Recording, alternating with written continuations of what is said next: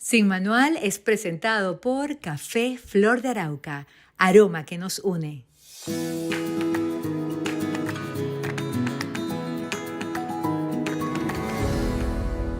Queridos amigos, sean bienvenidos a Sin Manual. Hoy con un invitado especialísimo. Me da muchísima emoción darle la bienvenida al país y al programa al doctor Mario Alonso Puig. Médico experto en vías digestivas, con 27 años de ejercicio en España, en los Estados Unidos, experto en el estudio de la inteligencia humana, en neurociencias, en tratar de desarrollar programas que nos ayuden a ampliar nuestro potencial. Autor de 13 libros y la verdad, si sigo hablando de su currículum, creo que se nos va el tiempo de la conversación, pero un hombre que ha estado en los principales escenarios internacionales de mayor prestigio, un hombre coach ejecutivo de las principales figuras del mundo empresarial. Con toda la humildad del mundo le digo bienvenido a Venezuela y bienvenido a esta silla. Nuestro país necesita mucho de su sabiduría. Gracias por estar aquí. Bueno, pues muchísimas gracias por la invitación y gracias a todos vosotros por ese cariño con el que me habéis recibido, lo a gusto que me siento, realmente me siento en casa. Yo agradezco las palabras que me designan como experto. Es muy difícil definirse como experto en campos que tienen tanta dimensión, que tienen tanto alcance, tanto calado, ¿no? Digamos que soy una persona interesada, curiosa, que con el tiempo voy aprendiendo cosas interesantes y útiles y que me gusta compartirlas, ¿no?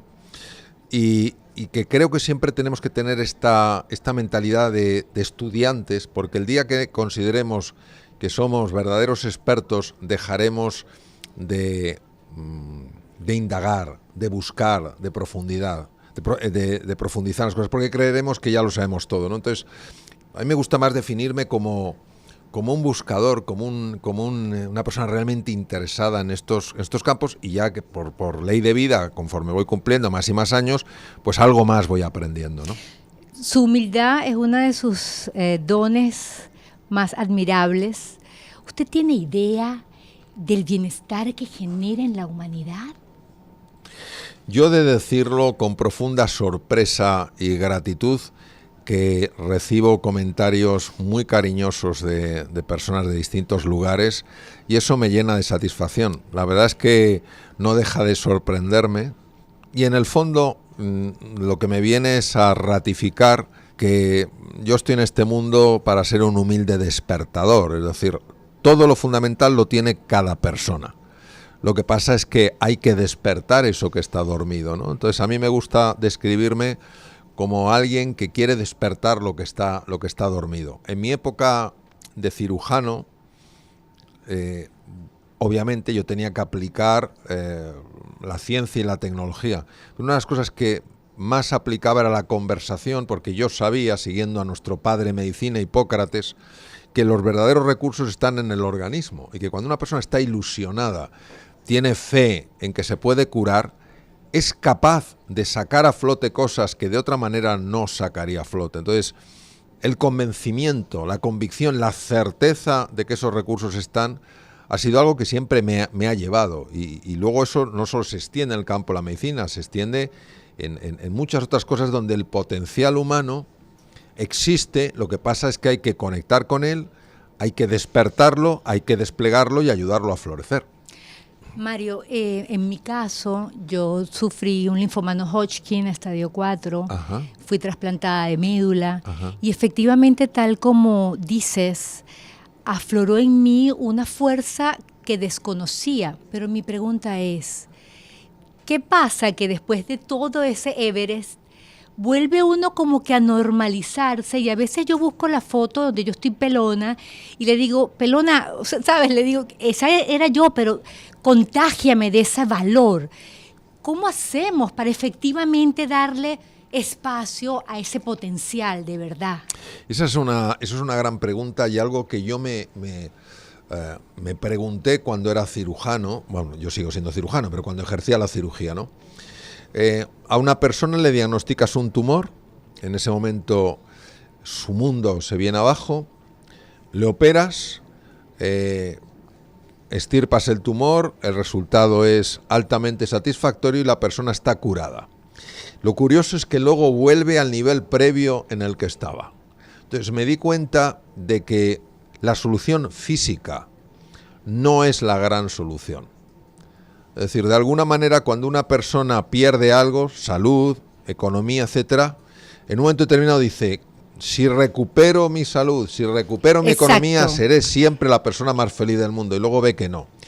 Y por eso seguí indagando y empecé a darme cuenta que hay que ir a planos más profundos.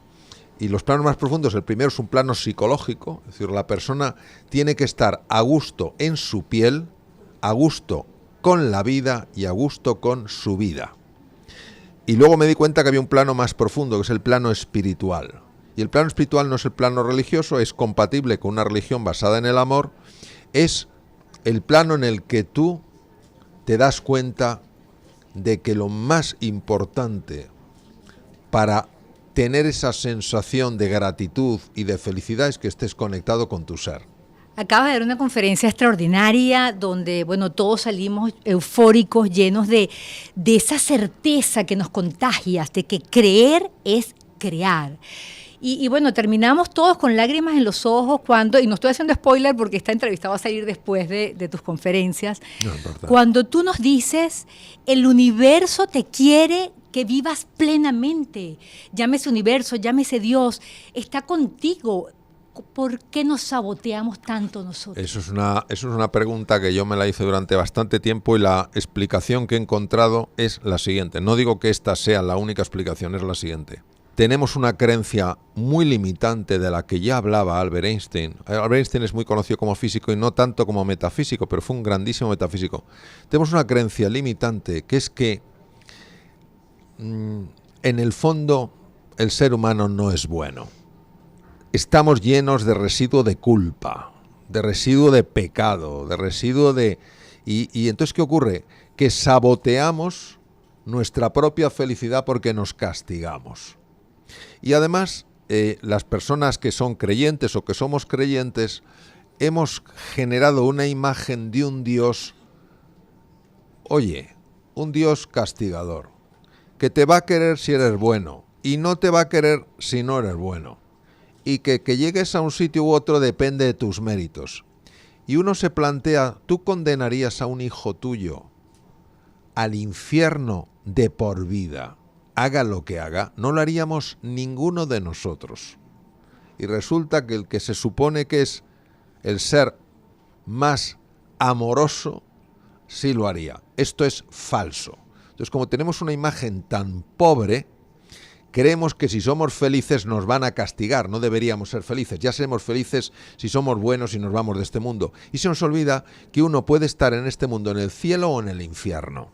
Total. ¿Saben? Entonces, ¿qué pasa? Que arrastramos cantidades enormes de culpa. Cuando una persona transforma la imagen que tiene de la vida, de Dios, del universo, como quieras llamarlo, y lo ve no como algo indiferente o incluso punitivo, castigador hacia ti, sino lo ve como algo que quiere verte feliz, cambia por completo tu experiencia de la vida.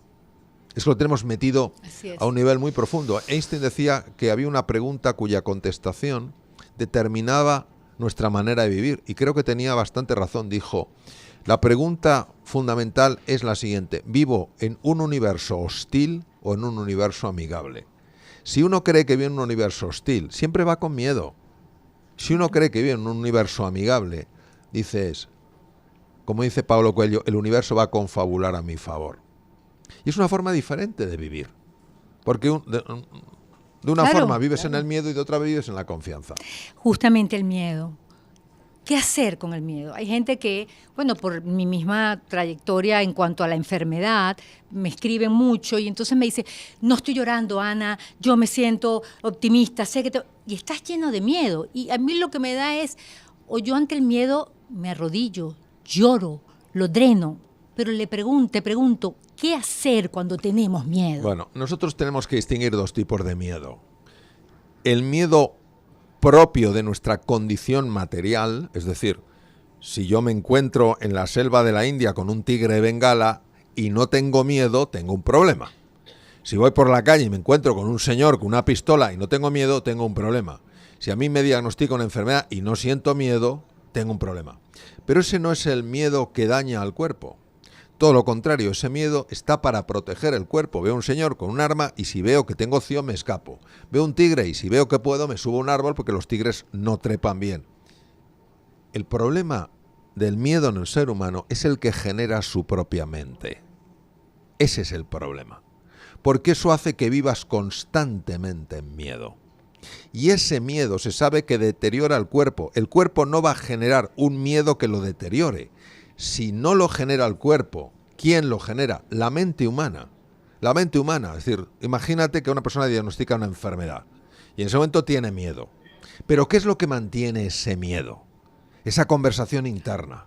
Uy, no sé qué. ¿Y si esto no va bien? ¿Y si no sé qué? Y ese miedo lo genera la mente. Por eso, prácticas como el mindfulness, que son de aquietar la mente, se ha demostrado que son prácticas muy efectivas incluso en formas de tumores malignos. ¿Por qué?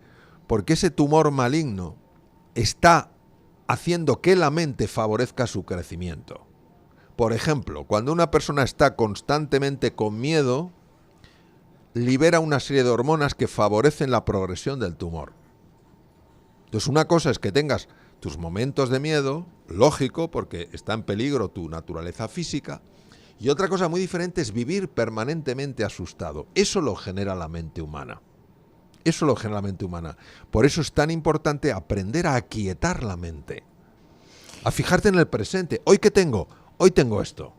Mañana ya veré lo que tengo. ¿Un día a la vez? Un día a la vez. Una hora a la vez, a veces, a ratos. Una hora. Entonces, en el momento en el que tú no permites que el miedo te arrastre por la línea del tiempo hacia el futuro y te plantee un panorama desolador, y tú estás en el presente, en ese momento es mucho más difícil que el miedo entre. El miedo mental. Me encanta una frase que tú dices: gestiona tu cara y gestionas tus emociones. Y hablas de la ínsula de R'lyeh y al final tienes ese don de hablar de cosas difíciles bien sencillito. Y quisiera que lo compartieras con la audiencia. Sí, vamos a ver. Hay dos estructuras en el cerebro de las que ha hablado mucho un maestro mío, Antonio Damasio, que es un neurólogo que vive en los Estados Unidos de origen portugués, que se llaman los mapas de los sentimientos. Son el cíngulo anterior y el lóbulo oculto, el quinto lóbulo, la ínsula de R'lyeh. Entonces, ambos están leyendo lo que pasa en el cuerpo y sobre todo lo que pasa en la cara. Y esas áreas determinan las emociones y los sentimientos que vas a tener dependiendo de lo que tu rostro refleja. Cuando yo sonrío, estoy mandando una información al cerebro que es incompatible con el miedo, porque uno no sonreiría frente al miedo. Y aunque no sientas las ganas de sonreír, el solo hecho de físicamente hacerlo es capaz de bloquear el núcleo central del miedo en los lóbulos temporales, porque de alguna manera es un truco para engañar el cerebro. Y se ha demostrado que funciona incluso con un lapicero en la boca, porque te obliga a estirar la comisura. Y eso es leído y empiezas a tener sentimientos de mucha mayor tranquilidad.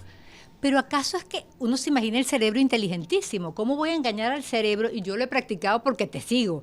Y hay momentos en los que son situaciones difíciles y me río y es una risa falsa. ¿Cómo eso engaño al cerebro que supuestamente es tan inteligente o no? Porque el cerebro... Bueno, el cerebro puede ser... Nadie dice que el cerebro no sea inteligente, pero el cuerpo también es inteligente. Y de la misma manera que una persona que hace ejercicio físico es una persona que emocionalmente suele estar mejor que la persona sedentaria, y aquí el cuerpo está afectando a los estados mentales, también tu sonreír está afectando al cerebro, porque ten en cuenta que el cerebro afecta al cuerpo, pero el cuerpo afecta al cerebro. Los cálculos que se han hecho en longitud de nervios vienen a darnos una cifra absolutamente brutal. Estamos hablando de más de 40.000 kilómetros de nervios en un ser humano. Es más que la vuelta entera a la Tierra, es más que el perímetro. Entonces el cuerpo, claro que afecta al cerebro.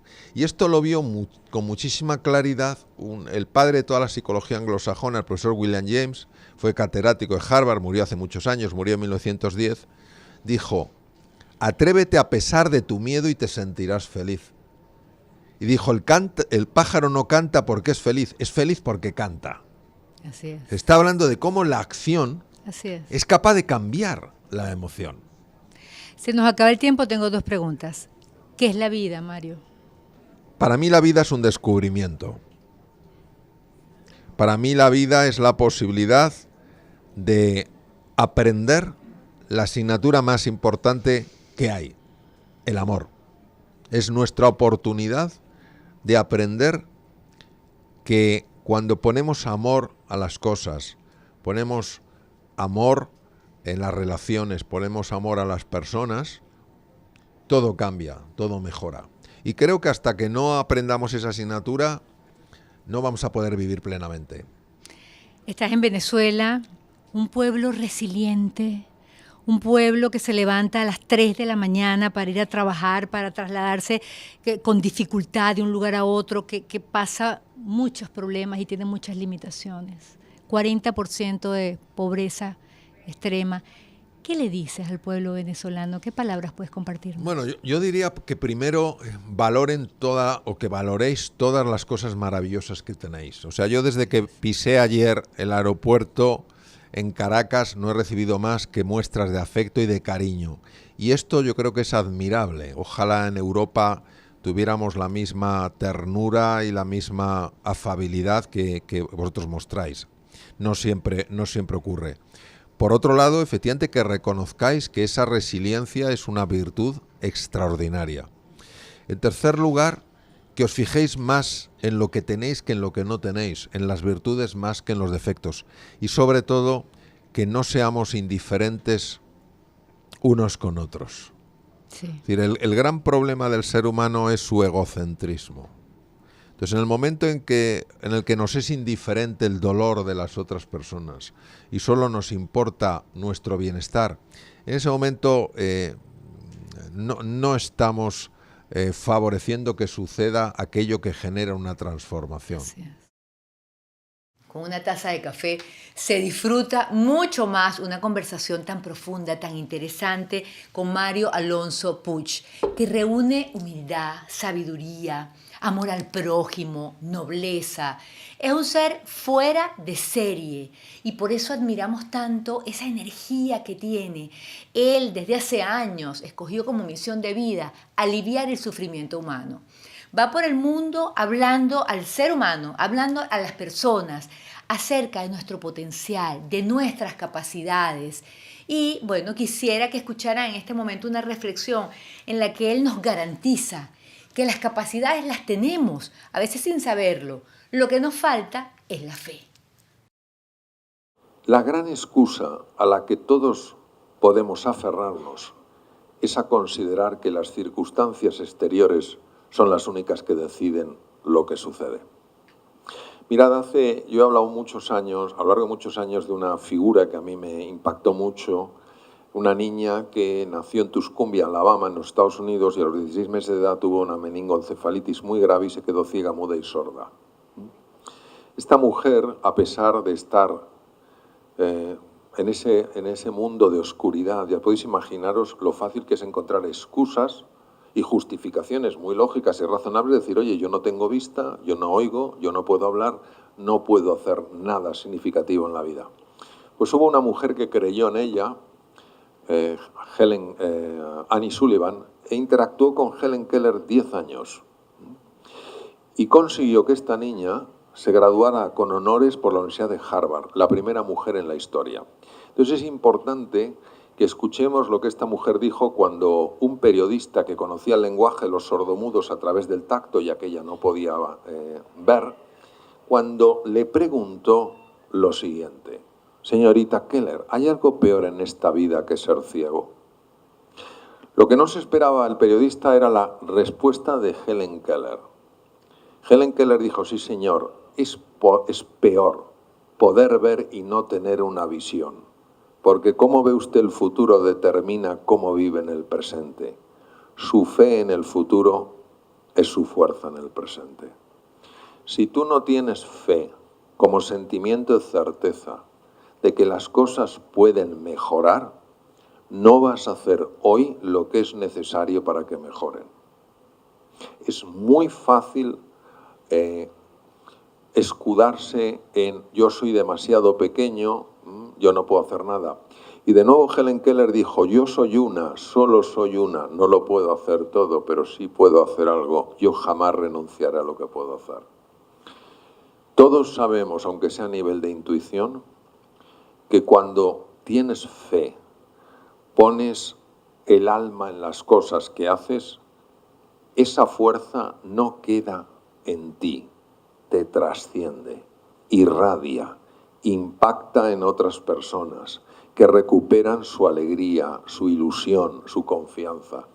Y así se puede transformar por completo cualquier cultura. Después de la Segunda Guerra Mundial, Japón quedó destrozado física y anímicamente. Recordad las bombas de Hiroshima y Nagasaki. Era un país que tecnológicamente no era avanzado en absoluto.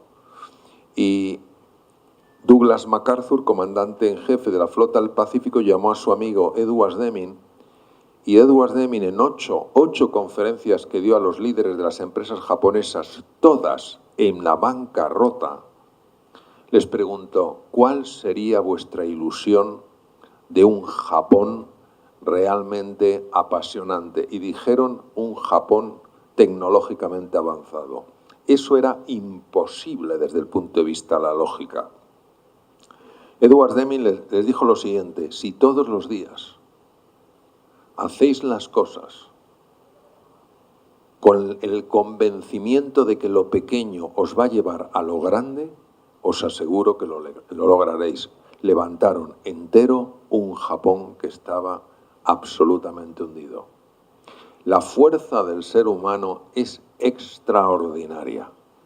Es extraordinaria. Lo que nos falla es la fe. Bueno, yo te quiero agradecer y quiero además comunicarle a quienes están viéndonos que Mario Alonso Puig vino a Venezuela ayer, ¿ok? Hoy de una conferencia de 10 de la mañana, 12:30 al mediodía, de pie, sin tomar un vaso de agua a las 2:30. Se puso a firmar libros hasta el último libro.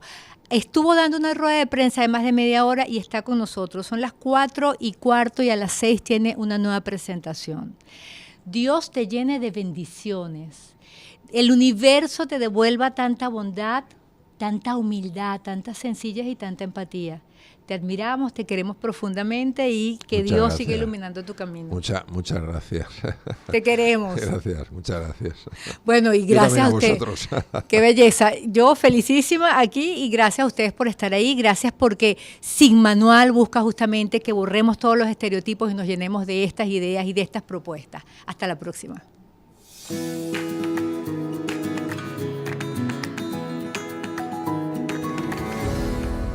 Sin Manual fue presentado por Café Flor de Arauca, aroma que nos une.